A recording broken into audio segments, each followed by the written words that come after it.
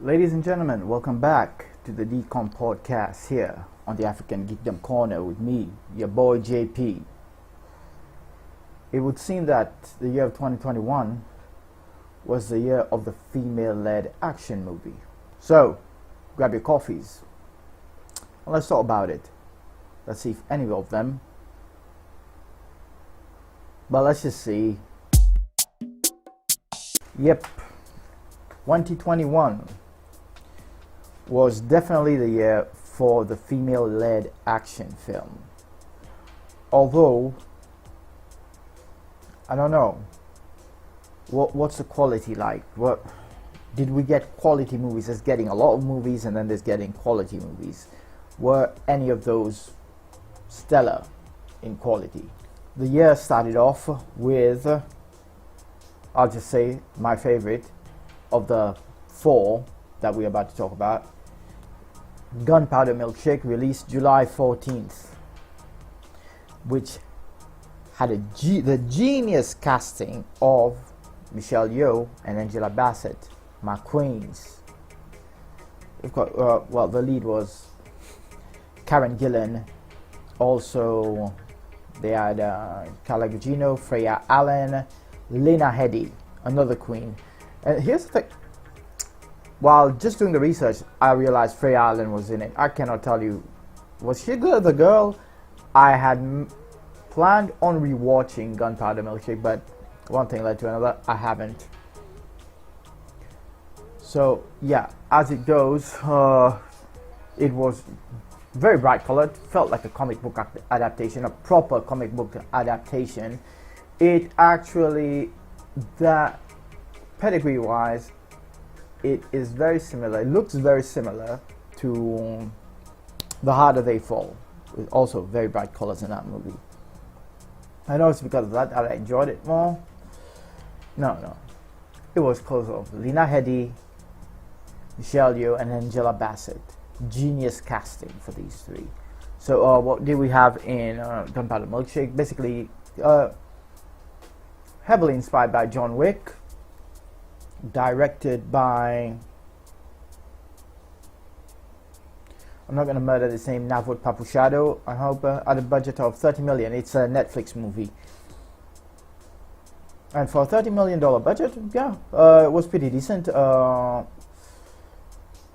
action sequences, nothing really stood out, but they were better than some of the other movies on this list. So, next up, still in July, 23rd July this time, Jolt, directed by Tanya Weltler, and starring Kate Beckinsale, Stanley Tucci, and Jai Courtney.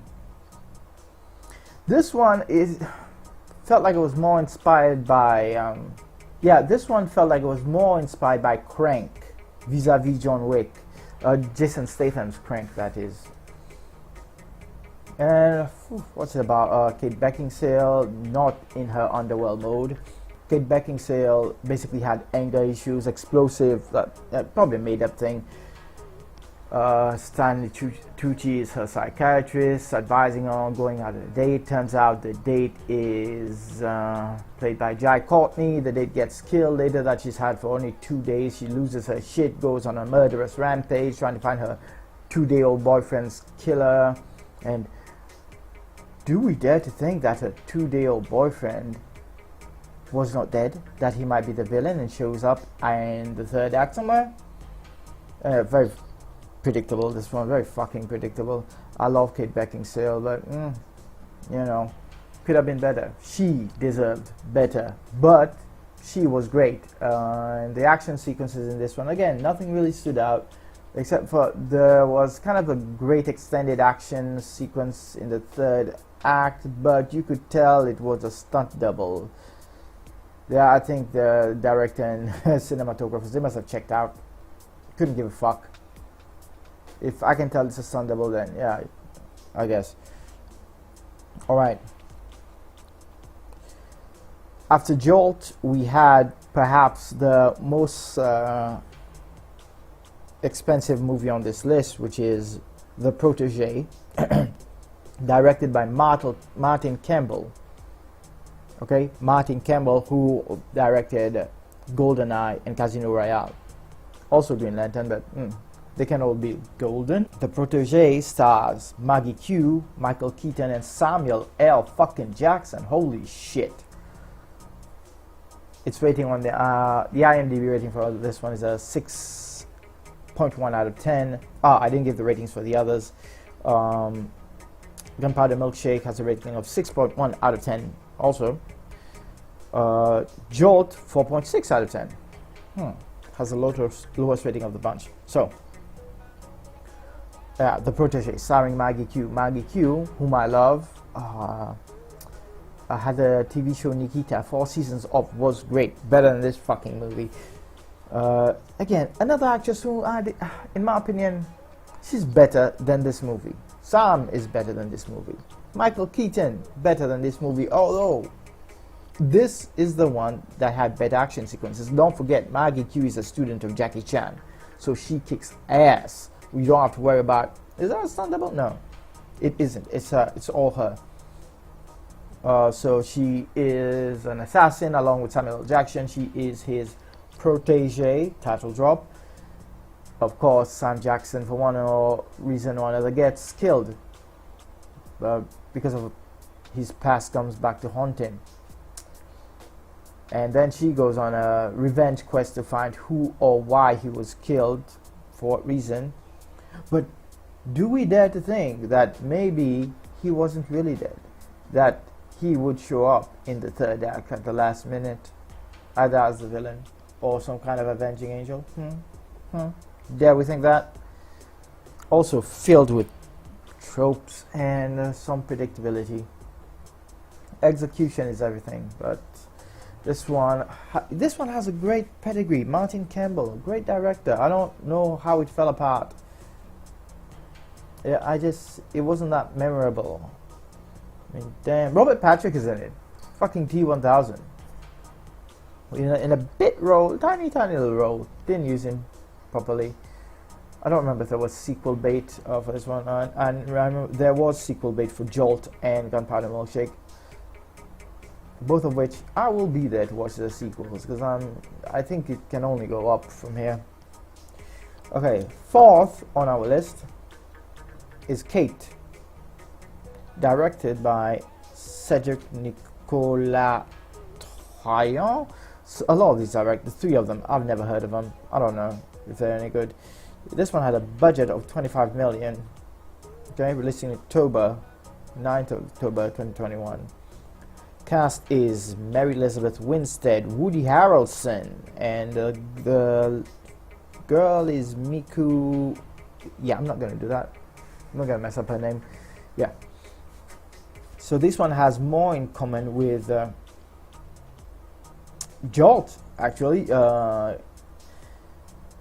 Mary Elizabeth Winstead's character is poisoned and then has to take shots of adrenaline, which is also similar to Crank, to keep going throughout the night so she could, enact her revenge. Woody Harrelson, her mentor, teacher. Well, he was good. He's good in anything, Woody Harrelson. He was a bright spot in Venom Let There Be Carnage, which was, as a more civilized gentleman might put it, a piece of shit. And for this one, Kate rated 6.2. Wow, on IMDb. I don't really do Rotten Tomato ratings. I don't really like their rating system.